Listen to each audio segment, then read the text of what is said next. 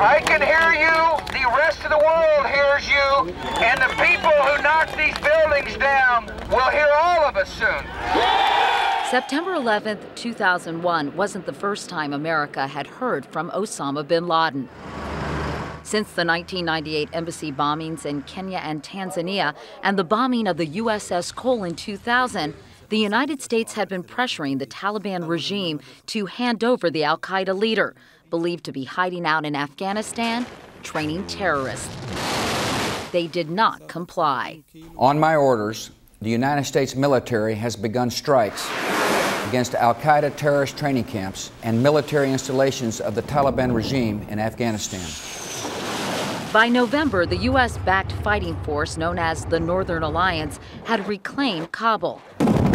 By December 7th, the Taliban stronghold of Kandahar had fallen. There is no doubt that the United States thought that we had succeeded in Afghanistan, that we had Osama bin Laden on the run, that this was a war that was essentially in the bag.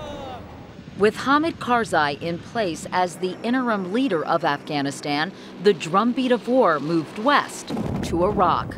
The conduct of the Iraqi regime is a threat to the authority of the United Nations and a threat to peace. The problem was that he took his eye off the ball and linked two things that didn't go together, which is al-Qaeda and Saddam Hussein and Osama bin Laden, and so things got much worse. By October of 2006, there were 148,000 U.S. troops in Iraq and just 21,000 in Afghanistan. We gave the Taliban time to regroup, chased them out of Afghanistan, they regrouped in Pakistan, and now the years of neglect are coming back to haunt us. The International Council on Security and Development reports that today, the Taliban has a presence in 80% of the country, up from 54% just 2 years ago. I've already ordered the deployment of 17,000 troops. Making good on a campaign promise, President Obama called for a troop increase in Afghanistan, bringing the number of U.S. forces there to a record 68,000.